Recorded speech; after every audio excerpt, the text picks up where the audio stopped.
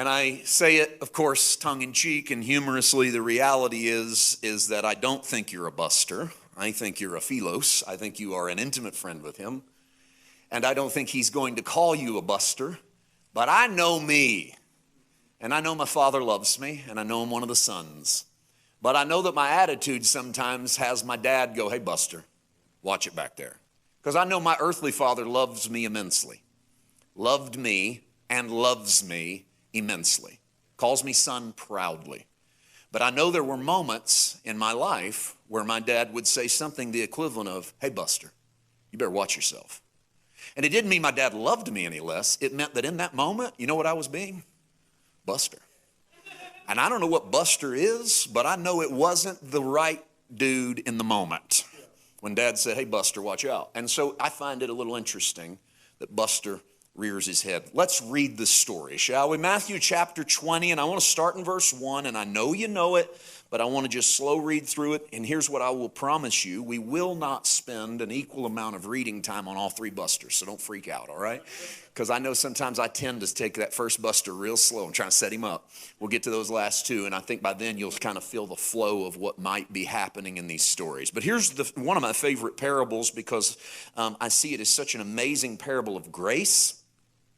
And I'll talk about how I used to translate it, and I'll talk about what the Holy Spirit's doing in me now. Matthew chapter 20, verse 1, "For the kingdom of heaven is like a landowner who went out early in the morning to hire laborers for his vineyard. Now, when he had agreed with the laborers for a denarius a day, he sent them into his vineyard." Now, the word denarius, don't worry about dollar amount.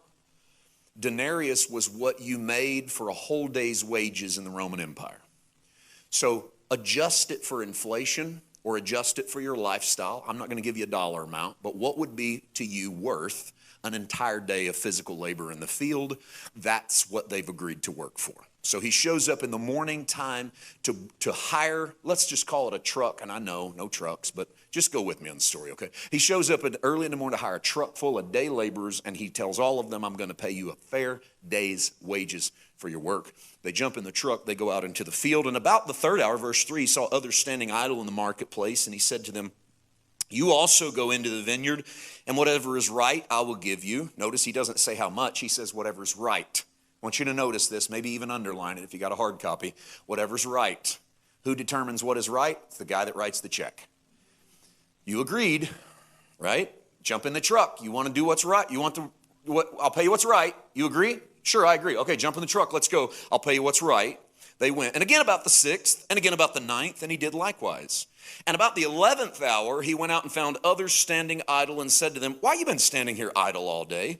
And they said, "Because no one hired us." And he said to them, "You also go into the vineyard, and whatever is right you will receive." All right, let's just pause for a moment. Make sure we realize that at 6 a.m. he went into town, and he filled his truck full of day laborers, and he said, "I'll pay you 1 day's worth wages. You work all day long." Does everyone agree? Everyone raise their hand. If you agree, get in the truck. They get in the truck. He drives them to the vineyard. He puts them out in the vineyard, and they all work all day.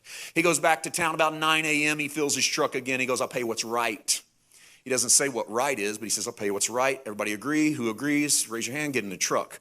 He comes back, he does it again at noon, right around lunchtime. He comes back, he does it again right around 3 p.m. He comes back and does it again at 5. The work whistle blows at 6.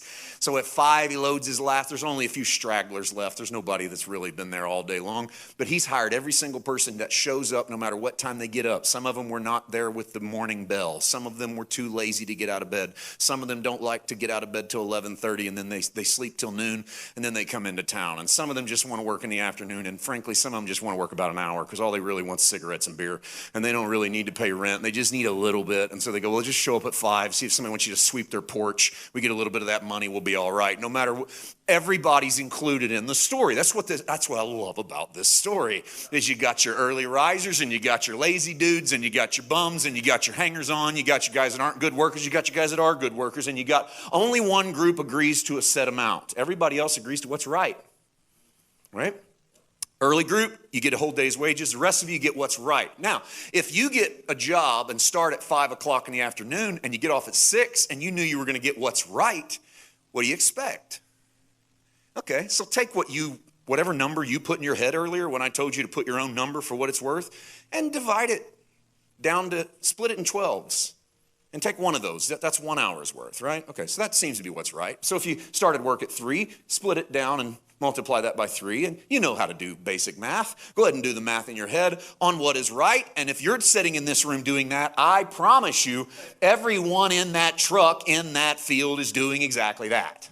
They're dividing up what it is that they think they deserve and what it is that they think they will get paid. Verse 8, so when evening had come, the owner of the vineyard said to his steward, call the laborers and give them their wages, and begin with the last to the first. So we're going to pay them in reverse order.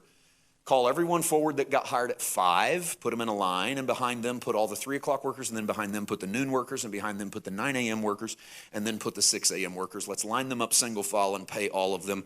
And when those came who were hired about the 11th hour, they each received a full day's wages. That's a denarius. Now, let's make sure we understand what just happened. The 5 p.m. workers get paid first. And in their pay envelope, when they open it up, it's an entire day's wages. Whatever number you put in your head earlier that you said you would take for an entire day's worth of physical labor, they got it for 60 minutes of work. Now, you're standing at the back of the line. Remember, you were the first person to raise your hand this morning at 6 a.m. that you wanted to go to work for a whole day's wages. And you've been watching all day long as these guys work less than you are. You're under the hot sun all day, sweating and back breaking and doing what you agreed you would do it for.